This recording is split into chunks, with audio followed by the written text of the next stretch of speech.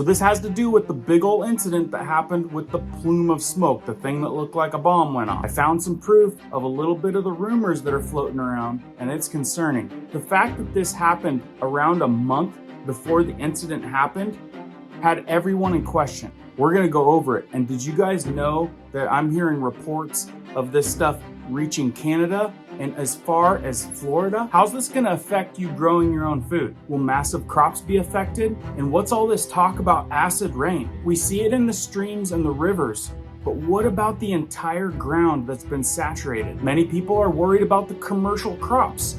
Are they ruined? Are they affected? Because they also gather the water from these rivers. And everyone wants to know, how long is this gonna last? And is it even safe to be around there? I think there's a reason why all of this is getting brushed under the rug. The importance being lessened. The honest truth is this is all probably gonna come to light. More valuable information you should know coming right up.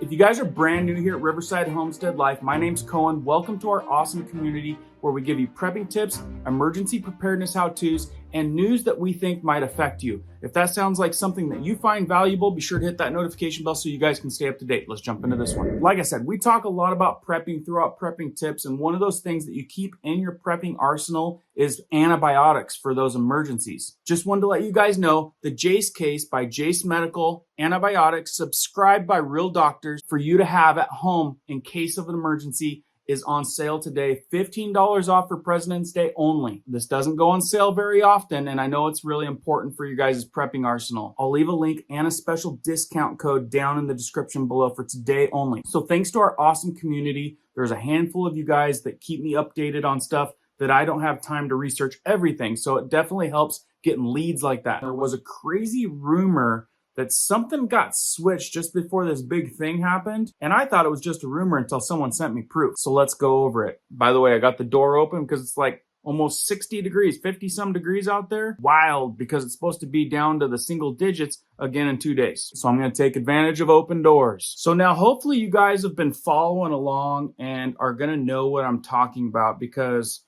I'm going to be very vague on the terms I'm using for reasons I'm sure you guys understand. The rumor out there, which I'm sure is not true, is that the CDC updated the toxicological profile of the stuff that's in the air in January of 2023.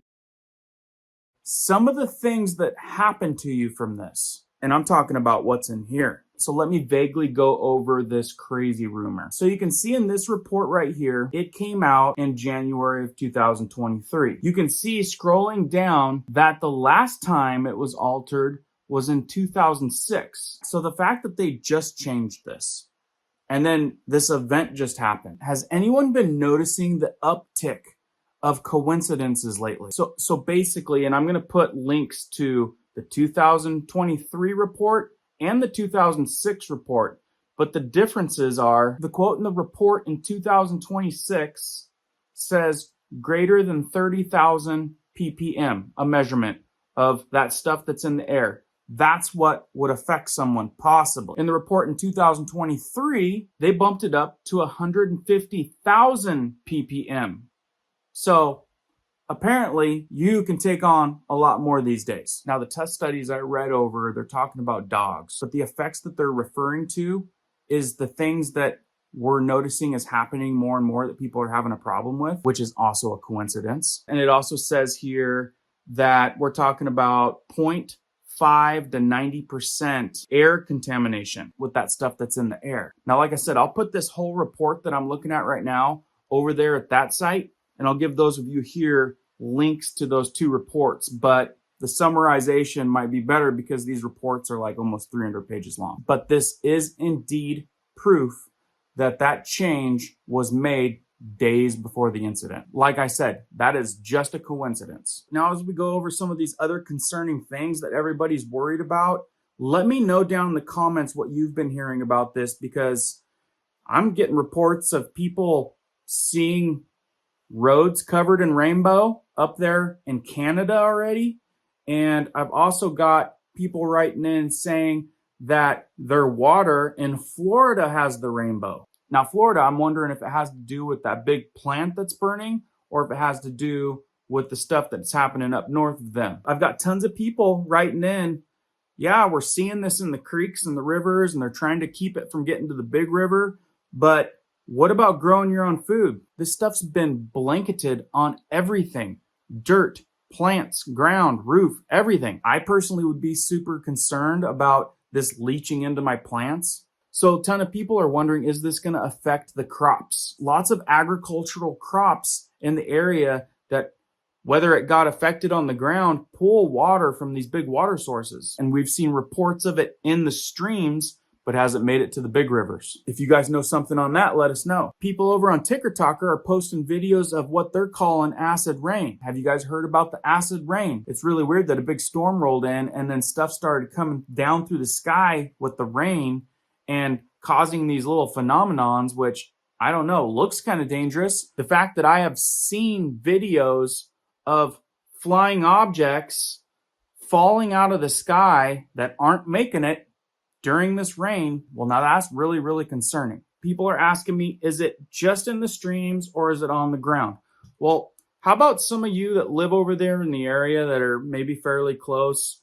Take some dirt, put it in a bucket of water, and see what happens to the water. See if you see some rainbow effects, and then come back and let us know what you found. So many people are concerned on how long this will last, because a lot of people are thinking it'll last years. Well, some people are saying it'll never go away. A lot of people are wondering, is it even somewhere that they want to be? Is it somewhere safe to be? Does that entire region come with a risk now? I mean, everything is amping up quite a bit. I mean, Fred's writing in saying there's 2 more derailments that's not even being covered on the news. And here's another person that writes in, someone that's close to the area that lives near the river.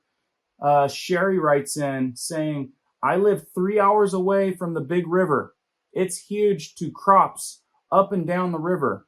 We always go there to the river to buy our canning tomatoes and corn and so much more. The impact of this is far-reaching from ground zero, and more people are being concerned in those outer circumferences because of reasons like this. Some people are thinking that it's intentional. Other people, like this, are saying it's due to this reason. RCX left a comment saying, I'm in southwest of the region and opposite side of where it happened.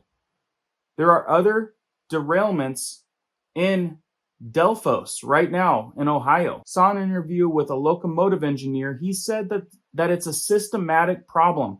There's a staff shortage, which means less maintenance and inspection on cars and tracks. He said this will happen over and over. Trains are now longer, more cars, just like the big event that just happened, which makes it worse. So this guy's saying that there is even longer trains carrying probably even more hazardous stuff. And he seems to think that this is going to be an ongoing problem. And all of a sudden, this is the new thing that we have to deal with. Events like Chernobyl here in the United States happening left and right, affecting so many people. If that's true, that's a very scary thought. I want to ask you guys for some help. If you guys know of an honorable organization that's helping those people over there in that area with the circumstances they're dealing with, please email me or let me know down in the description. I want to be able to give a shout out with this large platform and hopefully make a difference in some of these folks' lives. Being on the other side of the United States, there's not a lot I can personally do, but I can definitely send a channel of attention in a direction which you guys might know. So please let me know if there's a charitable organization that you guys know about that's credible. Would definitely like to help some of those people that are in need in that area. Anyway, guys, hopefully that helps with your arsenal of information, knowing a little bit more information on some of those rumors. Again, be sure to subscribe, like, share this out to people so people get the information that's not being spread on the huge mainstream media. And right up here's another video giving you a little bit more information on this. This video right down here is what YouTube thinks you would like to watch next. Hopefully this information helps you guys out. Keep prepping, keep learning, keep doing, guys. We'll see you on the next one.